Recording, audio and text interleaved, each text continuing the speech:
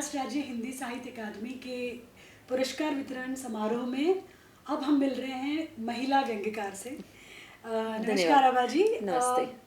महिला व्यंग्यकार बहुत कम हैं अच्छा लिखने वाली। तो जब मैं सूर्यबाला जी का इंटरव्यू कर रही थी और मैंने उनसे कहा कि आपको पहली महिला व्यंग्यकार की श्रेणी में रखा जाता है, तो उन्होंने बड़ी विनम्रता से कहा कि अच्छा ये मुझे नहीं पता था, शायद होगा।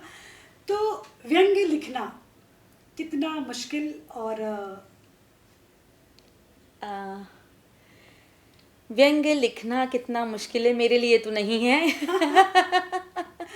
क्योंकि साहित्य अकादमी ने जिस पुस्तक को एक मकाम दे दिया है वो मेरा तीसरा व्यंग्य संग्रह है और चौथा भी प्रकाशित हो चुका है। और मैंने तय करके रखा था यदि साहित्य अकादमी इस बार मुझे नोटिस नहीं करती तो मैं अगली पुस्तक अगले साल में भेजती। तो रामचंद्र शुक्ल जी का पुरस्कार मिला है आपको जी। तो किस तरह ये प्रोसेस, किस तरह आपके पास कब फोन आया, क्या था चयन?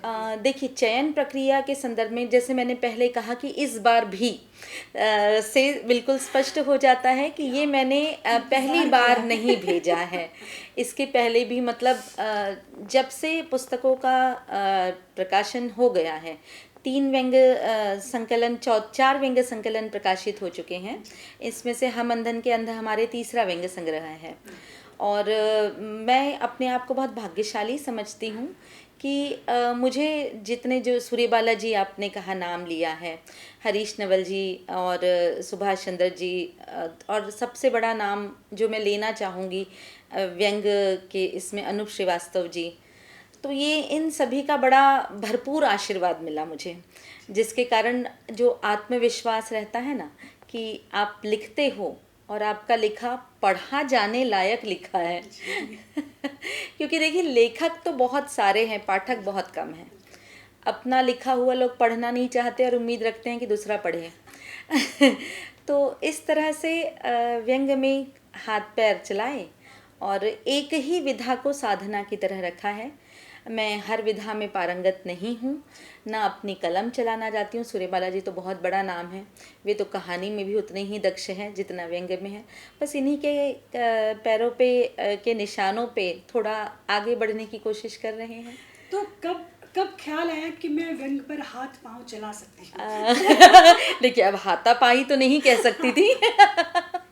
क्योंकि व्यंग्य कह दिया तो थोड़ा सा शायद से अब मेरे जब मैं लिखने लग गई हूँ और लोग पढ़ने लगे हैं, व्यंग्य के कारण जानने लगे हैं, तब पता चल रहा है कि शायद ये मेरा स्वभावगत गुण रहा है, चीज़ों को एक अलग नज़रिए से देखने का।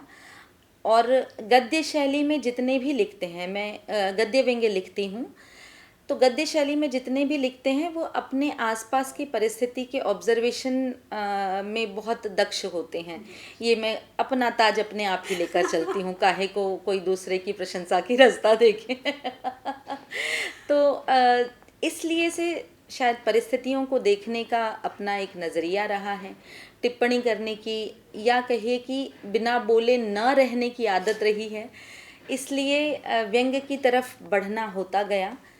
और जितने भी गुरुजन थे, खासकर जब मैं कॉलेज में पढ़ा करती थी तब बहुत प्रसिद्ध आज की तारीख के बड़े कवि हैं बसंत त्रिपाठी जी, तो उन्होंने इसे एक मार्गदर्शन दिया कि तुम इस विधा को बहुत बेहतर तरीके से लिख सकती हो। तो लिखना शुरू किया। जब पढ़ रहे थे तब हंसपाल सर हमारे नागपुर शहर के बड़े प्रसिद्ध व्यंग्यकार रहे हैं, अब तो वे उनका देहांत हो गया, तो वे गद्य व्यंग्य लिखा करते थे। तो उनका पढ़ाना, उनका पढ़ाते समय अलग अलग दृष्टांतों का वर्णन करना, इन सब चीज़ों का असर रहा।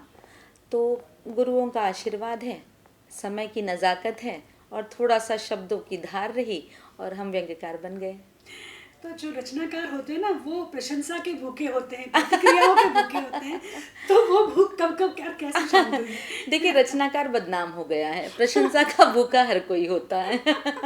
किसे नहीं अच्छा लगता है कि अच्छा कहा जाए, और अच्छा कहने में बुराई क्या है? जब हम बेधड़क बुरा बोल सकते हैं तो सोच समझ कर अच्छा तो बोला जाना चाहिए।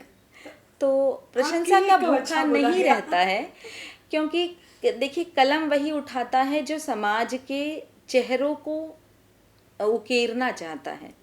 तो जब वो उकेर रहा है तो अपने चित्र की ओर तो ध्यान खींचना चाहेगा ना, तो वो गलत तो नहीं है।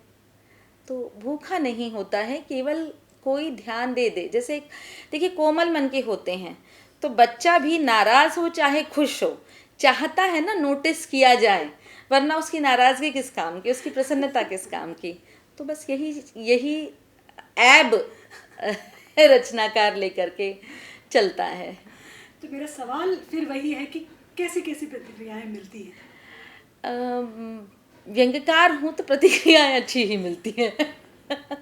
कोई एग्जाम्पल? एग्जाम्पल देखिए, लिखना जब हम शुरू करते हैं, अभी हम बाहर बैठे हुए थे, बाहर साहित्यकारों के गढ़ में बैठे हुए हैं, तो चर्चा यही चल रही थी कि हम अपनी भी पहली कृतियां जब देखते हैं तो थोड़ा सा आश्चर्य होता है, और मुझे भी होता है ये सोचकर, अच्छा ये लिखा था और दुस्साहस इतना कि छपवा भी दिया। तो खुद की ही स्पष्टता रहना सबसे बड़ी प्रतिक्रिया है कि आप जानो कि आप अच्छा लिख रहे हो या केवल लिख रहे हो।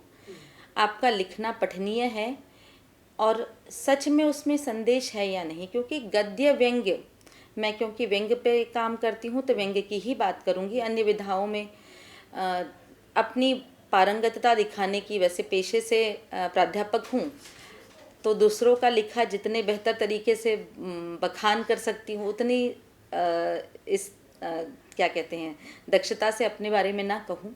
तो प्रतिक्रिया अच्छी मिलती है, सराहना हुई है और प्रशंसा का ही बल रहा है कि और अच्छा लिखने की।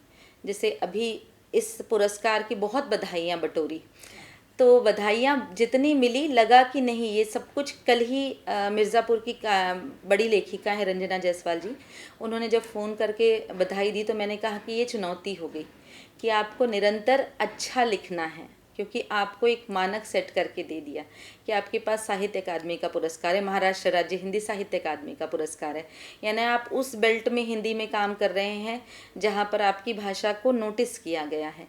तो इन चुनौतियों को का मिलना तो और अच्छा लगता है ना, तो प्रशंसा ही मिलती है।